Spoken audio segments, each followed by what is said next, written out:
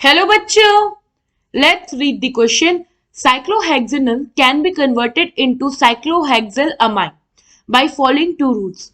Which of the following method is expected to give good yield of cyclohexylamine? Option A, option B, option C. Both are equally suitable and option D, neither of the two. So question में क्या है कि हमारे पास साइक्लोहेक्सेनल है, ये आप देख सकते हो, ये हमारा साइक्लोहेक्सेनल है। इसको हमें कन्वर्ट करना है cyclohexylamine. This is the final product cyclohexylamine. हम इसके लिए दो रूट्स यूज कर रहे हैं, पहला हमारा ये है, दूसरा हमारा ये रूट है। हमें बताना है इसमें से गुड यील्ड यानी कि अच्छा प्रोडक्ट हमें, या आप कह लो अच्छी क्वांटिटी में, किस में हमें साइक्लोहेक्सिमिन मिलेगा। तो हम एक एक करके हमारे रिएक्शन को अच्छे से अंडरस्टैंड करते हैं। पहला रिएक्शन में हमारे पास जो साइक्लोहेक्सेनल है, इसमें हमने डाला है K2Cr2O7 पोटेशियम डाइक्रोमेट और सल्फ्यूरिक एसिड। तो यहाँ पे हमने देखो, यहाँ पे फर्स्ट स्टेप, उसके बाद हमारे पास यहाँ जो कीटोन मिला, इसको हमने डाला अमोनिया हाइड्रोजन और निकल के प्रेजेंस में। तो फर्दर इसमें क्या हुआ, हमने बेसिकली इसका क्या किया, हमने यहाँ पे करा दिया रिडक्शन। रिडक्शन कह लो या फिर आप इसे कह सकते हो रिडक्शन, हम इसे कहेंगे। बेसिकली यहां पे क्या हो रहा है, एडिशन हो रहा है ना। तो हमें फाइनली क्या मिल गया, साइक्लोहेक्सिमिन। ये हो गया हमारा सेकेंड स्टेप। सेकेंड रिएक्शन में देखो तो यहाँ भी पहले स्टेप में हमारा क्या, PbR2 से रिएक्ट करा रहा है और दूसरे स्टेप में अमोनिया से रिएक्ट करा रहा है। तो दोनों जो है अभी तक तो दोनों इक्वली चल रहे हैं, क्योंकि दोनों में दो दो स्टेप इन्वॉल्व है। अब हम फर्दर देखें तो यहाँ पे जो हमारा K2Cr2 है, K2Cr2O7, ये एक बहुत ही अच्छा स्ट्रॉन्ग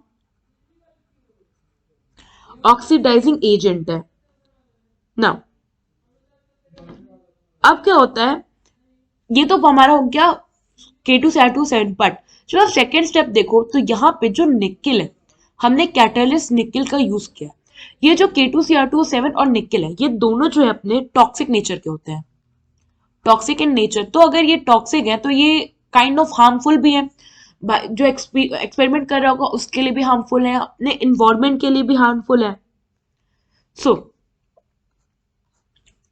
ना, अगर हम बात करें अपना सेकेंड स्टेप के रिएक्शन में, तो यहाँ पे अगर आप देखो तो यहाँ पे दो स्टेप रिएक्शन हो रहा है और कुछ ही रिएजेंट यूज हो रहा है। और यहाँ पे अगर आप देखो तो इजली है, मतलब ऐसा कोई टॉक्सिक नेचर नहीं है, यहाँ पे नॉर्मल जो क्या हमारे कंपाउंड्स होते हैं उन्हीं के साथ रिएक्शन हो रहा है ओवरऑल। तो काइंड ऑफ ये क्या है, इजी इजी है। और आप क्या कह सकते हो इसे कि फाउंड इन नेचर, या आप कह लो नॉर्मल नेचर के हैं।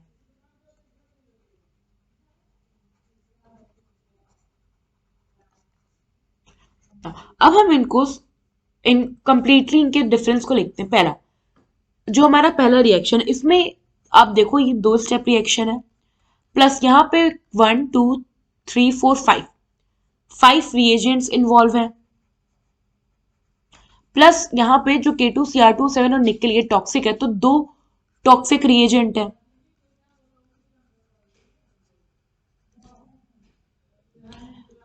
अगर हम अपने सेकेंड रिएक्शन की बात करें तो यहाँ पे ये भी दो स्टेप है, बट यहाँ पे अगर आप देखो तो 1 और 2 दो रिएजेंट इन्वॉल्व हैं।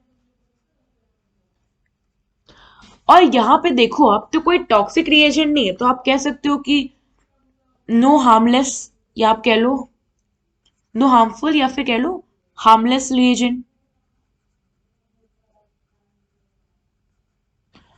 और ये इजी भी है क्योंकि आपको ज्यादा झंझट नहीं है कि और रिएजेंट्स ऐड करने हैं। उससे क्या होगा, उससे आपका ज्यादा से ज्यादा टाइम लगेगा, प्रोडक्ट लगेगा, एनर्जी लगेगी।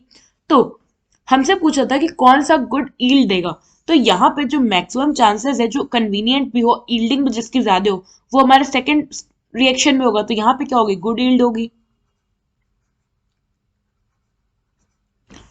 सो जो करेक्ट ऑप्शन होगा हमारा यहाँ पे, वो होगा हमारा ऑप्शन बी। आई होप आपको ये क्वेश्चन समझ में आया होगा। Thank you.